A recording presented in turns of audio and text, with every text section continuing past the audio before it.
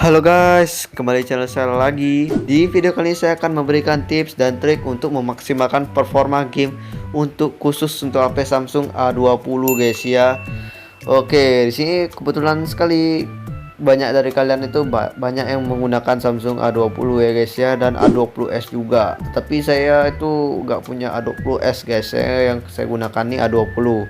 Di sini saya akan berbagi tips dan berbagi pengalaman saya dengan ketika saya menggunakan Samsung A20 ini guys. Kita akan membuat tutorial lagi guys. Oke. Sebelum lanjut, alangkah baiknya kalian mengklik tombol subscribe di bawah dan jangan lupa diklik like-nya kalau kalian suka ya guys ya. Oke, langsung saja kita ke topik utamanya guys. Oke, di sini hal yang pertama kita harus telusuri apa itu Samsung A20 ya guys ya. Apa saja yang dimiliki Samsung A20. Di sini saya akan cek melewati CPU Z. Kita tunggu. Oke. Samsung A20 itu dibekali dengan chipset Exynos Octa 7884 dengan 1,56 GHz guys ya, dengan core 8 Big Little Yes 2 clusters. Prosesnya 14 nm, clock speednya 449 MHz, 1,56 GHz. Itu udah sangat gimana ya guys ya, sudah bagus lah chipsetnya itu guys ya, dibandingkan chipset yang dimiliki A20s. Saya juga nggak mengerti guys ya, kenapa chipset A20 itu lebih bagus daripada A20s guys ya. Oke, di sini ada CPU, GPU ya guys ya. Untuk di device-nya SM-A20F, manufakturnya Samsung, Exynos 6,38 inci untuk screen size-nya.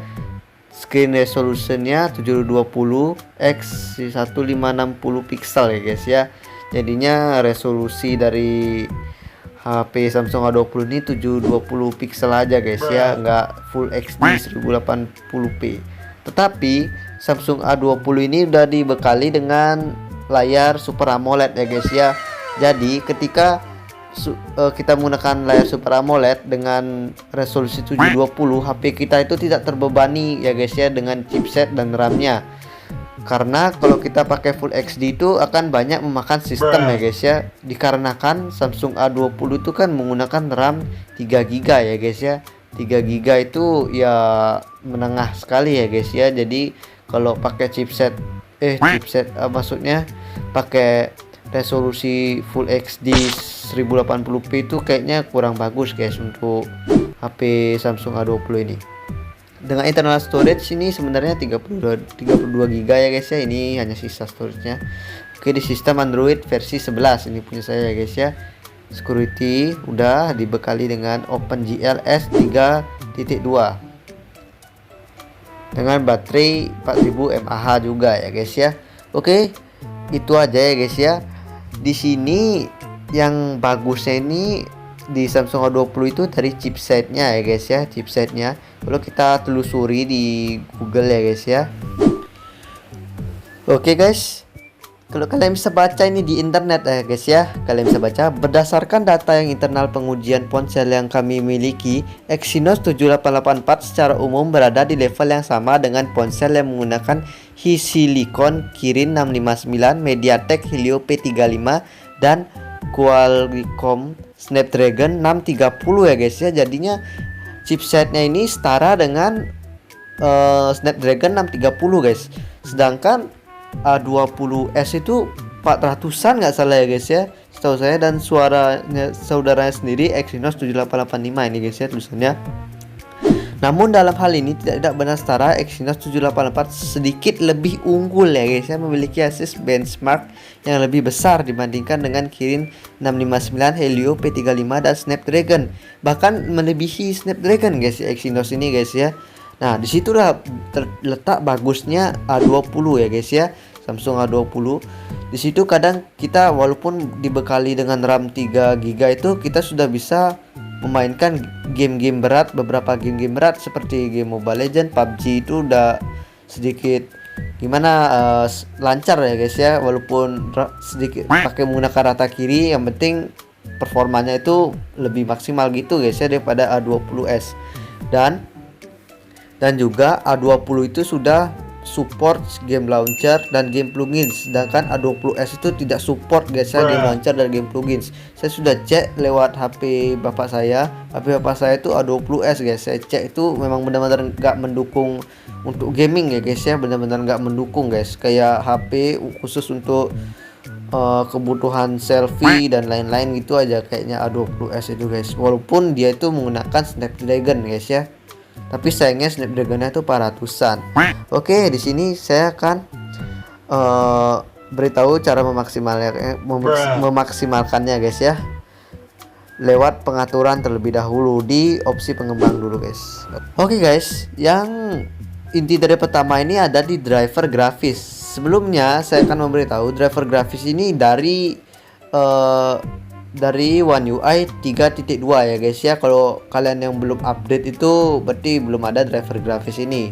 Saya sarankan saya update sekarang ya guys ya, karena saya akan membahas tentang driver grafis ini. Oke, driver grafis ini itu kayak sedikit untuk menyesuaikan sistem kita untuk lebih memilih ke arah performa atau arah ke daya tahan ya guys ya, daya tahan baterai. Seperti di sini driver grafis ini misalnya guys ya, contoh di sini ada Legends driver grafis untuk aplikasi individu. Kalian bisa pilih default atau sistem grafik driver. Kalau kita menggunakan sistem grafis driver itu jadinya kita lebih dimaksimalkan untuk ke gamenya aja guys. Misalnya kalau ada beberapa notif yang nggak penting itu kadang di cut sedikit ya guys ya.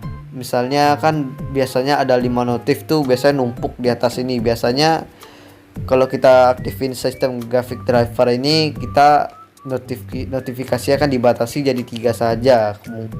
Pengalaman saya sih kayak gitu. Dengan mengaktifkan sistem graphic driver ini, menurut saya ini lebih stabil dari segi FPS nya guys ya, lebih stabil guys. Nambah performa sih enggak sih guys ya, menurut saya sih enggak, tapi menstabilkannya itu yang membuat kita bermain game itu sangat lebih efisien gitu guys ya. Oke, kita lanjut. Oke, yang kedua ini di ukuran buffer pencatatan log. Di sini saya menggunakan 16 M guys ya. Kenapa? Banyak dari kalian bilang kalau ukuran pencatatan log per buffer log ini kalau kalian nonaktifkan itu akan performanya akan lebih baik dari ketimbang kita menggunakan di antara 64K, 256K, 14 dan 16M ini lebih baik daripada dinonaktifkan. Maksudnya itu kalian kadang bilang kalau kita nonaktifkan itu biasanya lebih stabil, dan itu menurut saya itu enggak guys ya. Karena setiap HP itu sangat membutuhkan buffer lock guys. Seperti contohnya kalau kita bermain game, kalau kita nonaktifkan buffer locknya, kita memang fokus ke satu aplikasi saja. Misalnya kalau ada notifikasi itu tidak akan gini guys ya, tidak ada notifikasi yang masuk. Misalnya kita ada WhatsApp nih, ada orang ngechat kita lagi main game nih, dan dia itu ngechat kita, dan tiba-tiba chatnya itu gak akan masuk ke game kita itu pas saat kita main game. Tetapi kalau kita buka WhatsAppnya baru pesannya itu masuk, dan itu sangat jelek sekali sih menurut saya itu guys. Misalnya ada telepon penting dari orang tua kalian, tiba-tiba kalian ditelepon dan tiba-tiba gak masuk guys ya, gak masuk dia. Walaupun kita udah latar belakangnya udah gak kita hapus, tapi tetap aja itu gak akan gitu guys ya. Dan juga kalau kita main game, ketika kita nonaktifkan buffer lognya, suara atau kualitasnya itu sedikit menurun ya guys ya. Kadang kalau kita bermain di pertengahan game itu kadang FPS-nya kadang drop guys. Di situ saya uji coba saya akan perbandingkan nonaktifkan itu kayak lag gitu guys. Di sini ketika saya menggunakan 16M itu biasanya lebih stabil guys. Misalnya gini contohnya, ketika kita sudah bermain game dan kita sudah menyelesaikan loadingnya itu tersebut ya guys, saya sudah melakukan loading tersebut, dan besoknya kita akan memainkan gamenya lagi, game yang kita mainkan kemarin itu loadingnya itu akan lebih cepat dan akan lebih stabil guys, karena kita sudah dicatat log kita itu, log buffernya udah dicatat guys ya, udah disimpan lewat resource.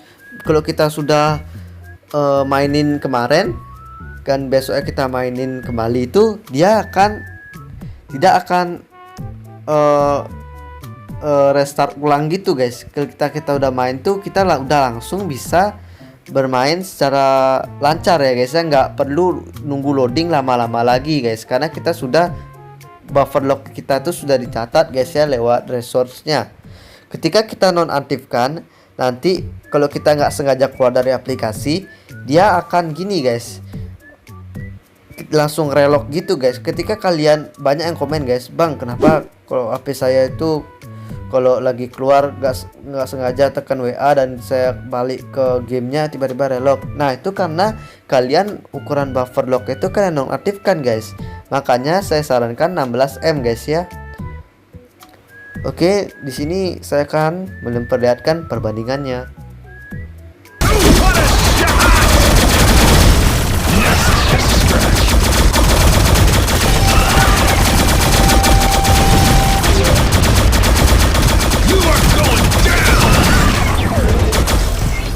Untuk nextnya ada di skala animasi jendela, transisi, dan animator. Di sini saya akan turunkan di 0,5x karena di sini biasanya kalau kita swipe atau tekan kembali kayak gini nih biasanya lemot guys ya, lambat gitu guys. Di situ juga akan mengurangi performa, bukan mengurangi performa sih, mengurangi delay juga guys.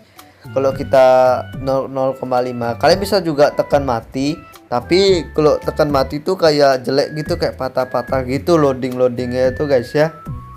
Saya sarankan 0,5 biar lebih cepat, lebih gesit aja HP kalian untuk mengelola saat kalian loading. Misalnya kalian mau buka Instagram gitu, loadingnya itu lebih cepat guys, lebih gesit lah HP kalian. Kalau animasinya terlalu banyak itu kayaknya HP-nya itu kayak terasa berat gitu guys. Itu menurut saya. Oke, di sini ada paksa PATX MSAA. Aktifkan PATX MSAA dalam aplikasi OpenGLS. Di sini Samsung A20 sudah dibekali chipset yang sangat bagus guys ya. Kalau kalian ingin bermain game yang dengan kualitas yang sangat bagus, kalian bisa aktifkan.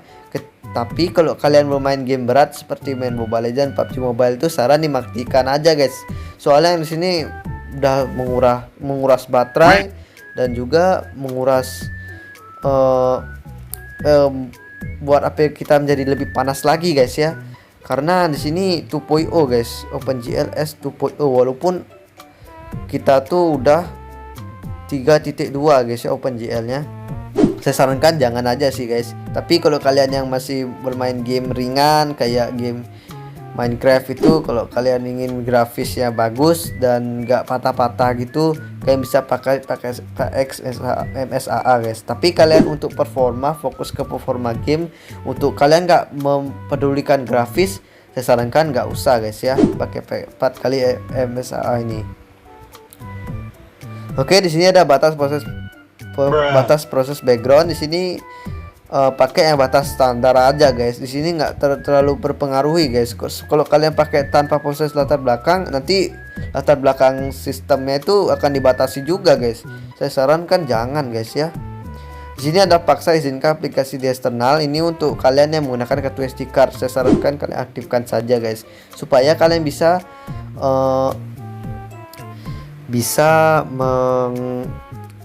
mentransfer data-data di internal kita ke kartu SD card, biar HP kita terasa bobot HP kita lebih ringan aja guys ya dengan bantuan SD card. Kalau kalian nggak punya SD card ya nggak perlu gitu guys ya, perlu aktifkan. Oke, di sini untuk pilihan pengembangannya sudah cocok. Di sini kalian membutuhkan aplikasi tambahan juga guys. Di sini ada game plugins dan game launcher. Di sini ada perawatan perangkat, ini udah ada di pengaturan ya guys ya. Oke, kita mulai dari game launcher. Game launcher ini untuk memaksimalkan game itu sangat sedikit guys ya.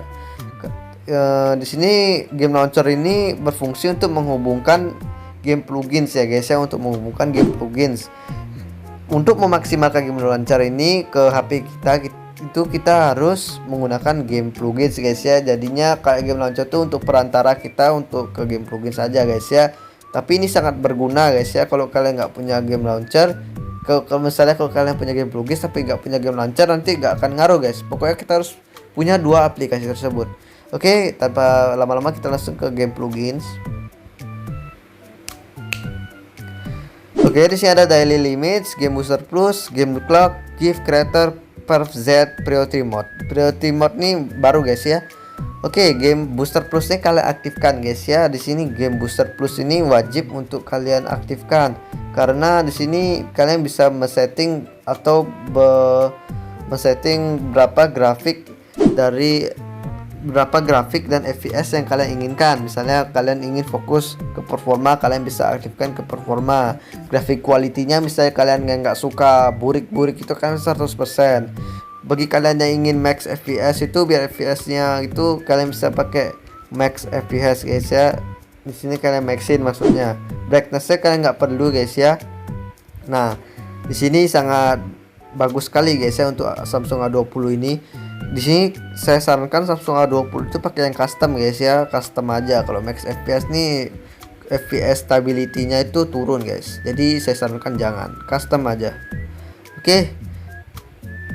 Di sini ada perf z performance indicator ini untuk menghitung berapa FPS yang kita dapatkan saat kita bermain game. Misalnya kalau kita bermain game tuh dia akan menghitung berapa FPS stabilitasnya. Ini berfungsi untuk kalian yang ngetes game aja guys ya. Saya nggak pernah pakai sih PFZ ini guys. Oke, priority mode ini kalian pasti aktifkan ya guys ya. Nah, priority mode ini untuk background up, clean up guys ya. Di sini itu kayak background itu kalian clean up ya guys ya, di clean up backgroundnya. Di sini berfungsi juga untuk memaksimalkan, untuk menstabilkan FPS-nya guys ya. Kalau kalian bisa lihat, kalau kita aktifkan, nah di sini dia akan di maxin guys ya. Awalnya dari yang nggak stabil bisa menjadi lebih stabil lagi guys. Kalian misalnya FPS itu dari hijau jadi merah guys ya, itu akan lebih stabil lagi. Tapi di sini baterai itu sedikit menguras sedikit ya guys ya, tapi nggak apa-apa guys menurut saya, karena kalau habis baterai cas lagi guys, yang penting performanya aja guys ya.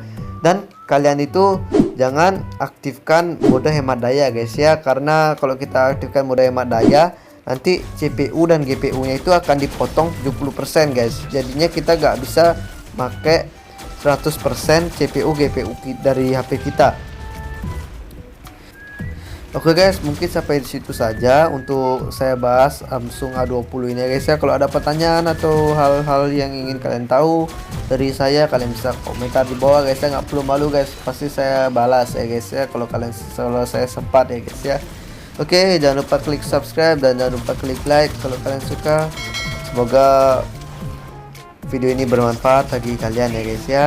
Oke, sampai jumpa di video selanjutnya ya guys ya. Tonton terus video saya guys ya. Bye.